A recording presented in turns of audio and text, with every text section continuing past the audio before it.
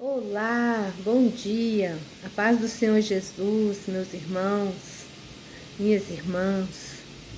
Que prazer em estar aqui agora junto com vocês para a gente estudar a palavra de Deus, amém?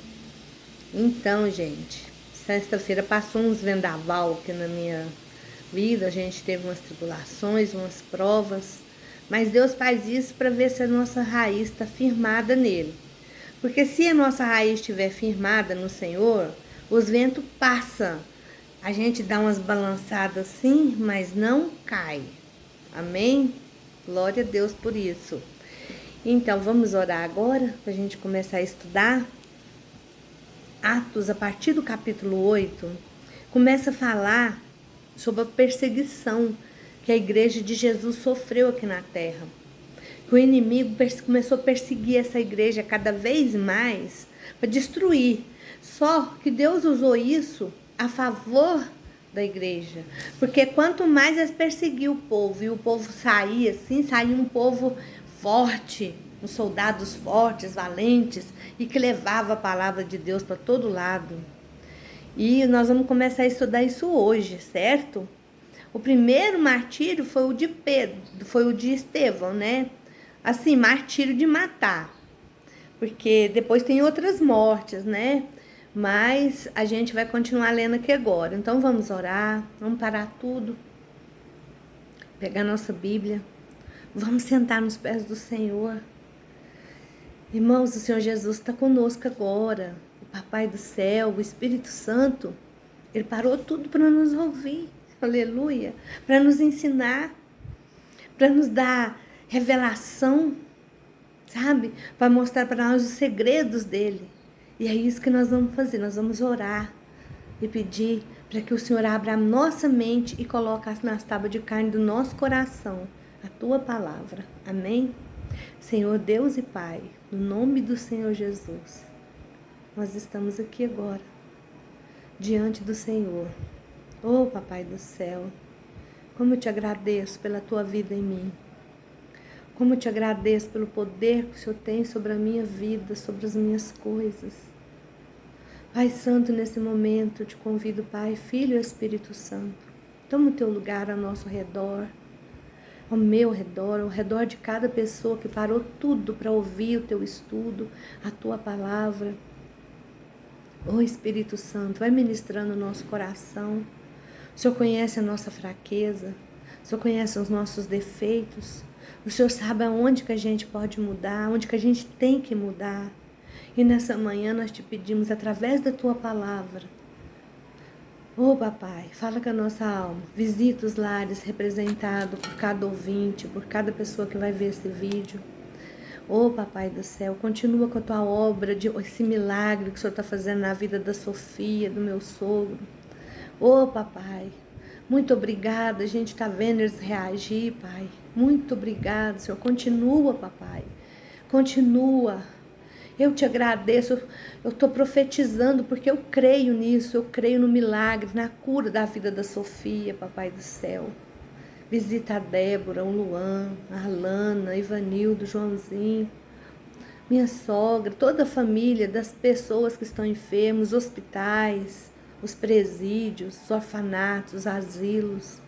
Oh Senhor, que o teu Espírito Santo esteja em cada lugar desse, consolando cada coração, visitando, dando força e dando sabedoria, Papai. Em nome de Jesus, nós oramos e te agradecemos. Amém e amém. Então, irmãos, hoje nós vamos começar a ler o capítulo 8. Aqui nessa Bíblia está escrito assim, ó, o título, a perseguição dispersa os crentes. O que é dispersa? Espalha, né? Então vamos ler com a ajuda de Deus. Não esquece que eu estou lendo na Bíblia Viva. E depois a gente estuda na Bíblia com a tradução Ferreira de Almeida. A igreja é perseguida e dispersa. Saulo aprovou a morte de Estevão. Lembra que Saulo estava lá vendo o Estevão ser apedrejado? E começou naquela ocasião uma grande onda de perseguição aos crentes, a qual atingiu a igreja de Jerusalém. todos foram dispersos para a Judéia e Samaria, com exceção dos apóstolos. Mas alguns judeus piedosos vieram e com grande tristeza sepultaram Estevão. Saulo, por sua vez, ia a todos os lugares para devastar a igreja, indo de casa em casa, arrastando para fora tanto homens como mulheres e lançando na prisão. Filipe viaja para Samaria, mas os santos que tinham sido dispersados iam por todos os lugares pregando a boa nova de Jesus. Filipe foi para a cidade de Samaria e falou a respeito de Cristo ao povo dali. As multidões ouviram atentamente o que ele tinha a dizer e viu os sinais miraculosos que fazia. Muitos espíritos imundos eram expulsos e gritavam ao deixar suas vítimas. Muitos paralíticos coxos eram curados, de modo que havia grande alegria naquela cidade. E um homem chamado Simão, que havia já algum tempo que praticava feitiçaria, era um homem de muita fama e orgulhoso por causa das feitiçarias que podia fazer. Todo o povo, do mais simples ao mais rico, escutava com muita atenção o que ele dizia, e todos afirmavam: este homem é o poder divino, conhecido com grande poder. Eles o seguiam porque Simão os havia iludido com suas feitiçarias durante muito tempo. Porém, logo creram na mensagem de Filipe a respeito da boa nova, do reino de Deus e a respeito de Jesus Cristo. E muitos homens e mulheres foram batizados. Então, o próprio Simão creu e foi batizado e começou a seguir Filipe a todos os lugares. Estava maravilhado com os sinais e milagres que eram realizados. Quando os apóstolos souberam em Jerusalém que o povo de Samaria haviam aceitado a mensagem de Deus, mandaram Pedro e João até lá. Logo que eles chegaram, começaram a orar para que estes novos irmãos recebessem o Espírito Santo, pois até então ele não tinha descido sobre nenhum deles, porque somente tinham recebido o batismo no nome do Senhor Jesus. Então Pedro e João puseram as mãos sobre eles e receberam o Espírito Santo. Quando Simão viu que o Espírito Santo era dado quando os apóstolos punham as mãos sobre a cabeça das pessoas, ofereceu dinheiro para comprar esse poder e disse: permita que eu também tenha esse poder, para que quando eu puser as mãos sobre as pessoas, elas recebam o Espírito Santo. Mas Pedro respondeu: que o seu dinheiro morra com você, por pensar que o dom de Deus pode ser comprado com dinheiro. Você não pode ter parte nenhuma neste ministério, porque o seu coração não é honesto diante de Deus. Arrependa-se desta grande maldade, ore ao Senhor, pedindo que Ele perdoe os seus maus pensamentos. Pois eu posso ver que há grande amargura e tendência ao pecado no seu coração. Orem por mim ao Senhor, exclamou Simão, para que essas coisas terríveis não me aconteçam. Depois de pregar e dar o testemunho em Samaria, Pedro e João voltaram a Jerusalém, parando em diversas aldeias samaritanas pelo caminho para pregar a boa nova. Mas, quanto a Filipe, um anjo do Senhor lhe disse: vá para o sul, para a estrada que leva de Jerusalém ao deserto de Gaza. Ele fez assim, e estava descendo pela estrada um eunuco, tesoureiro da Etiópia, um oficial de grande autoridade, sobre as ordens da rainha Candace. Ele tinha ido a Jerusalém adorar a Deus. Agora estava voltando na sua carruagem, lendo em voz alta o livro do profeta Isaías. E o Espírito Santo disse a Filipe: avance e acompanhe a carruagem. Filipe correu, ouvindo o que ele estava lendo do profeta Isaías, e lhe perguntou: o senhor entende o que está lendo? E ele respondeu: Como posso entender se não há ninguém para me explicar? E ele convidou Filipe a subir na carruagem e a sentar-se ao seu lado. O trecho das escrituras que o eunuco estava lendo era este. Ele foi levado como uma ovelha para o matadouro, e como cordeiro quieto e mudo diante dos tosqueadores, ele não abriu a boca. Na sua humilhação, negaram justiça a ele. E quem pode falar dos seus descendentes? Pois a vida dele foi tirada da terra. O eunuco perguntou a Filipe: diga-me, por favor, de quem o profeta estava falando, a respeito de si mesmo ou de outro? Então Filipe começou com a mesma passagem na Escritura e explicou a ele a boa nova da salvação em Jesus. Enquanto viajavam, chegaram a um lugar onde havia água, e o eunuco disse: veja que tem água. Por que eu não posso ser batizado? O Senhor pode, respondeu Filipe, se o Senhor crê de todo o seu coração. E o eunuco respondeu: eu creio que Jesus é o Filho de Deus. Ele parou o carro, os dois desceram para dentro da água e Filipe o batizou. E quando saíram da água, o Espírito do Senhor levou Filipe para outro lugar. E o eunuco não o viu mais, porém continuou o seu caminho com alegria. Enquanto isso, Filipe apareceu em Azoto, pregou a boa nova ali e em cada cidade pelo caminho, à medida que ia para Cesareia. Amém? Gente, forte, né? Agora a gente vai começar a ver uns milagres muito interessantes, maravilhosos, né? Então, a gente vê aí no versículo 1 até o 4, a perseguição que os cristãos estavam tendo, fazendo com que eles fossem para a Judéia, para Samaria.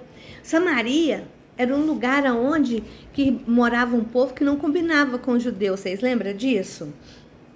E aí, mas o Senhor falou que a palavra dele era para ser pregada para todas as pessoas. E isso estava acontecendo com a perseguição que eles estavam tendo.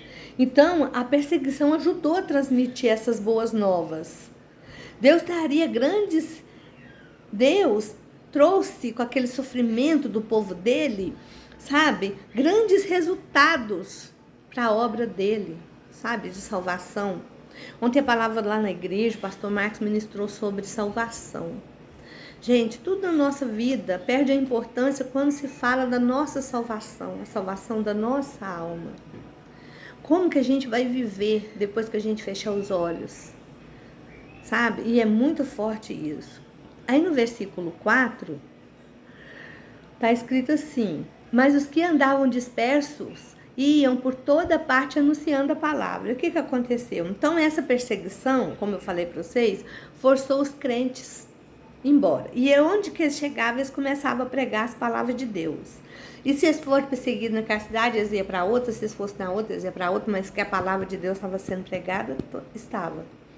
Podendo não querer sentir isso, esse desconforto, sabe? A gente às vezes não quer passar por luta, por perseguição, por prova, mas essa prova que eu passei esse final de semana, eu até estava conversando com a minha irmã e com a minha sobrinha, sabe? Eu falei, esses ventos vêm na nossa vida para ver se a nossa raiz está firme lá no Senhor. Se a nossa raiz estiver firme, esse vento passa. Agora, se ela não estiver firme, a gente cai com ele. Se a nossa casa foi construída na rocha, nós vamos ficar de pé. Mas se a nossa casa está construída na areia, nossa casa espiritual, nós vamos deixar o Senhor. Então, a gente precisa entender isso. Nem tudo é o diabo, viu?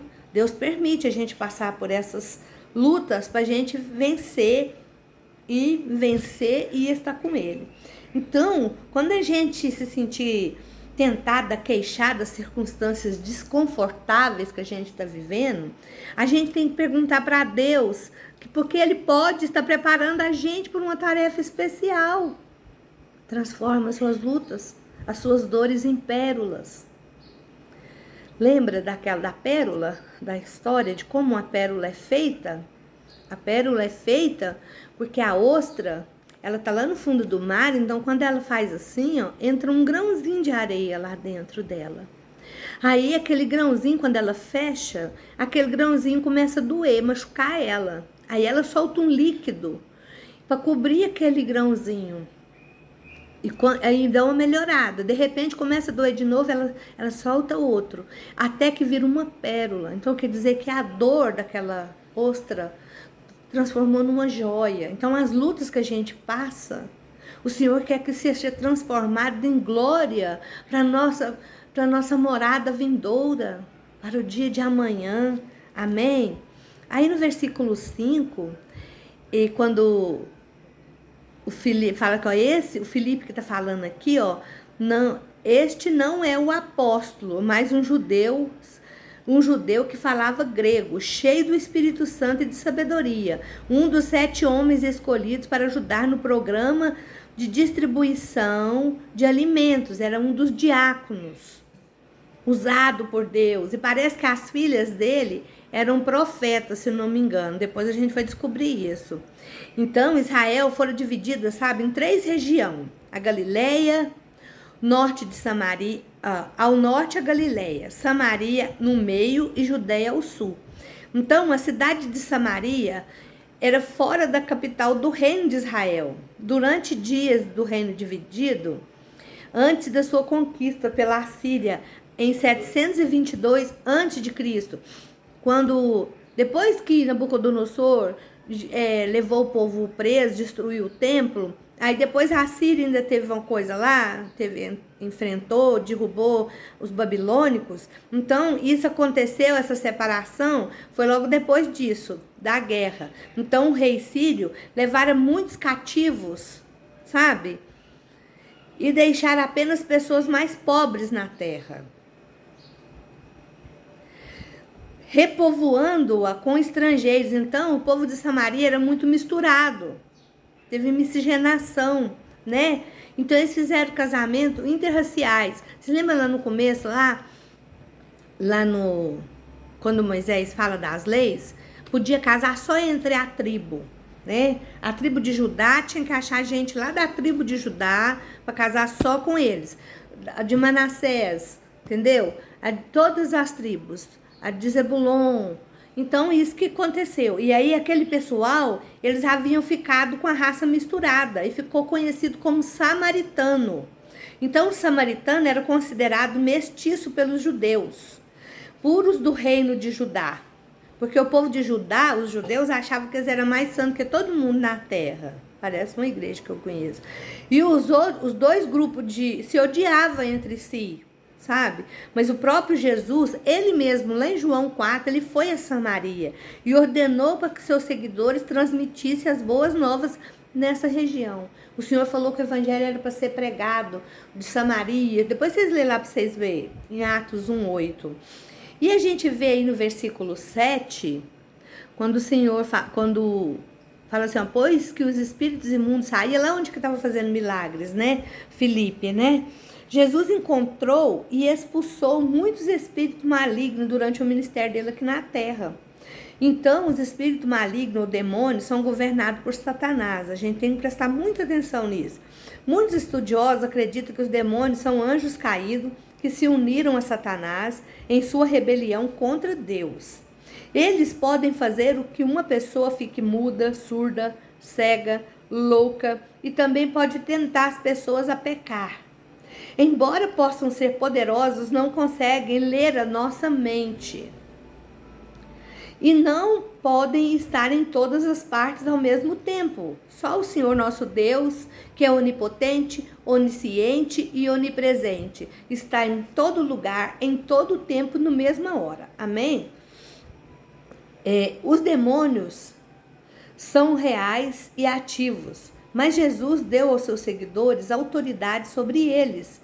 Embora Satanás tenha permissão para trabalhar em nosso mundo, Deus tem o total controle dele. Vocês lembram lá de Jó, né? Eu sempre lembro para vocês, né?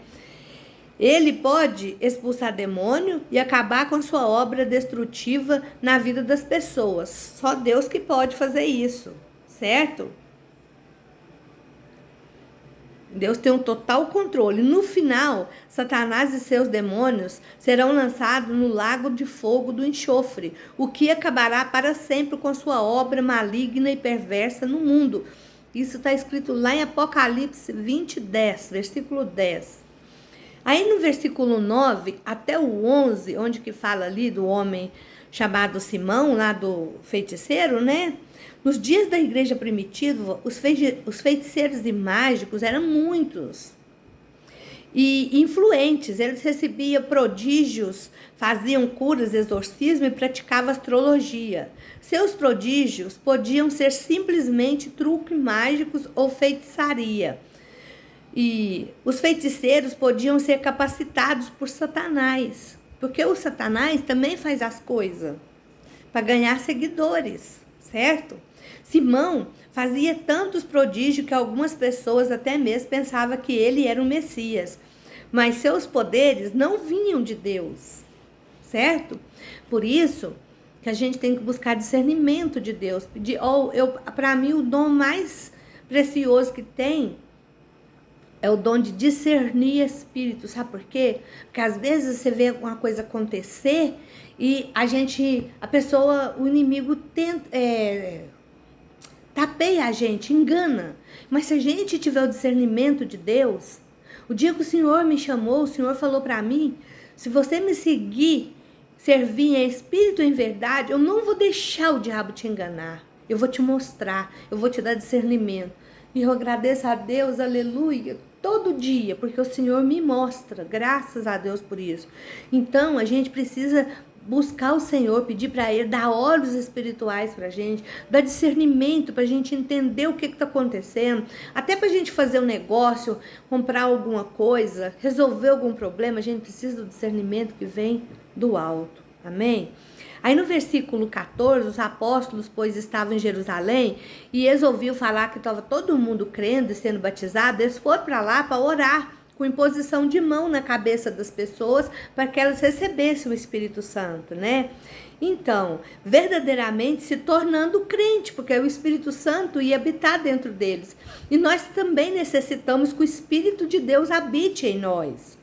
Os cristãos judeus, até mesmo os apóstolos, ainda não estavam certos se os gentios não judeus e meio judeus podiam receber o Espírito Santo, né? Certa vez João perguntou a Jesus se eles podiam invocar fogo do céu para incendiar uma aldeia de samaritanos. Vocês lembram disso lá em Lucas 9, 51, 55? Então, porque eles recusou receber eles. E Jesus repreendeu eles, certo? Somente com a experiência de Pedro com Cornélios, que vai acontecer no capítulo 10, os apóstolos ficam completamente convencidos que o Espírito Santo era para todas as pessoas. Aqui, João e Pedro foram ter com os samaritanos para orar com eles, certo? Aí no versículo em diante, quando fala que eles orou, né? Aí esse foi um momento crucial para a transmissão da boas novas e para o crescimento da igreja. Pedro e João tiveram de ir a Samaria para ajudar a impedir que esse novo grupo de crentes se separasse dos demais crentes. Quando Pedro e João viram o Senhor operando nessas pessoas, tiveram certeza que o Espírito Santo operava por intermédio de todos os crentes, gentis, raças mestiças, bem como os judeus puros, certo? E aí, continuando no versículo 15 até o 17, muitos estudiosos acreditam que Deus decidiu conceder esse dramático enchimento com seu Espírito Santo como sinal, nesse momento especial da história. A transmissão do Evangelho a Samaria, por meio da pregação poderosa e veemente e eficaz dos crentes. Normalmente, o Espírito Santo passa a estar presente na vida de uma pessoa por ocasião da sua conversão, quando ela aceita o Senhor Jesus como o único salvador da vida dela. E este é um evento especial. Naquela ocasião, o derramamento do Espírito aconteceria outra vez sobre Cornélio e sobre a sua família, que nós vamos ler lá no capítulo 10, né? Como sinal que os gentios não circuncidados poderiam receber também as boas novas, né? Quer dizer que o Senhor não faz acepção de pessoas, né? E o mesmo continua acontecendo até hoje. O Senhor não escolhe branco, só negro, só judeu. Não, o Senhor veio para nós todos, amém? E a matemática do Senhor é assim: quanto mais a gente dá, mais a gente tem. É muito interessante. Lá no versículo do 18 até o 23, tudo tem um preço. Parece ser verdade. Em nosso mundo de suborno, materialismo, riqueza, Simão pensou em comprar aquele dom, sabe? Ele queria comprar o dom do Pedro, né? E Pedro respondeu asperamente, porque a única maneira de receber o poder de Deus é fazer o que Pedro disse a Simão que fizesse: arrepender-se, arrependa-se, pede perdão a Deus, encha-se com o Espírito Santo. Nenhuma quantia de dinheiro pode comprar salvação, não pode. Se a gente não acreditar no Senhor de todo o nosso coração e buscar Ele, não adianta a gente querer, pode cantar bonito, pode pregar bonito, pode fazer o que você quiser, mas e não engana a Deus, né? Então, além disso, aparentemente, Simão queria essa habilidade por razões egoístas, para ter poder para ganhar dinheiro ou prestígio. A gente não pode servir a Deus interessado nas coisas, não. Nós precisamos buscar o Senhor para a salvação da nossa alma. O Senhor Jesus disse: buscai primeiro o reino de Deus e a sua justiça, e todas essas coisas vos serão acrescentadas. Que coisas são essas? Quando o Senhor falou esse versículo, buscai primeiro, antes ele falou que não era para a gente ficar ansioso, preocupado, o que a gente ia comer, o que a gente ia vestir, onde que a gente ia morar. Ele foi dando um tanto de exemplo, depois ele falou: buscai primeiro o reino de Deus e a sua justiça, e todas essas coisas serão acrescentadas. Pode deixar que o Senhor vai te dar sabedoria, discernimento para resolver todas essas coisas. Amém? Em vez de ficar sentado, desejando talento que você não tem, passe seu tempo servindo a Deus, orando e buscando um propósito para a sua vida. Amém? Lá no versículo 24... na última vez que seu pai ou um amigo repreendeu você, você ficou magoado, irritado ou defensivo? Pois é, Pedro repreendeu Simão. E o que Simão fez? Ou pediu para eles orar para ele, para Deus libertar ele. Aprenda uma lição com ele hoje. A reação que Pedro lhe disse, ele exclamou: ora por mim, Senhor. Então a gente precisa de oração, a gente precisa pedir para o Senhor nos ajudar. Amém? Filipe tinha um ministério de pregação bem sucedido. Quando ele encontrou com aquele eunuco, vocês vê, né? O Espírito Santo levou ele, né? Mas ele era obediente, então ele deixou esse ministério para viajar para uma estrada deserta. E como Filipe foi para longe, Deus o enviou à Etiópia e abriu para as boas novas. Então a gente precisa seguir a orientação de Deus. Mesmo quando a gente acha que não está certo, a gente tem que ir. Então a Etiópia era situada na África do Sul, lá no Egito. Obviamente o eunuco era muito dedicado a Deus, porque viajara tão longe. Ele veio lá da Etiópia até Jerusalém, né? Distância, né? Para adorar a Deus. Os judeus tiveram contato com a Etiópia em tempos antigos. Aí lá no Salmo 68, 31 fala sobre isso. Em Jeremias 38, 7. De modo que esse homem poderia ser um gentil convertido ao judaísmo. Como esse homem era responsável pelo tesouro da Etiópia, sua conversão levou o cristianismo à estrutura de poder de outro governo, que é o princípio do testemunho, até os confins da terra. Aleluia!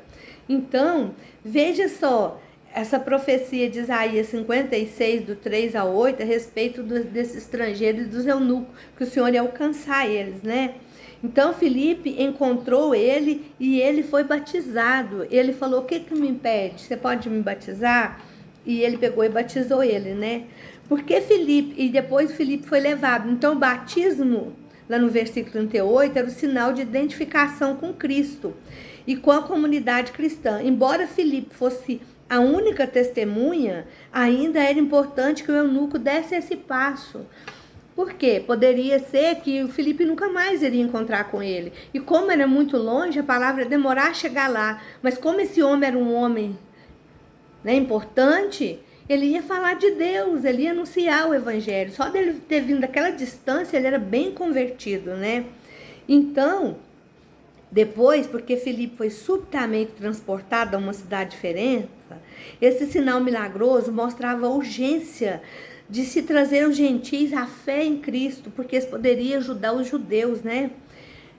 Azoto e Astode, uma das antigas capitais dos filisteus, provavelmente Filipe viveu em Cesaré durante os 20 anos seguintes. E isso fala sobre isso lá em Atos 21:8, certo? Amém? Então, nós terminamos esse capítulo, né? E amanhã a gente vai ler a conversão de Saulo, né? No capítulo 9, eu já achei que era no 8, vocês me perdoam, eu errei, né? E amanhã a gente vai estudar. Eu oro para que você esteja bem, que amanhã a gente encontre novamente, que o Senhor te abençoe e te guarde, que onde você colocar as tuas mãos, que o Senhor possa estar abençoando, onde você colocar a planta dos seus pés, que o Senhor esteja contigo. Em nome de Jesus, fica com Deus, a paz do Senhor.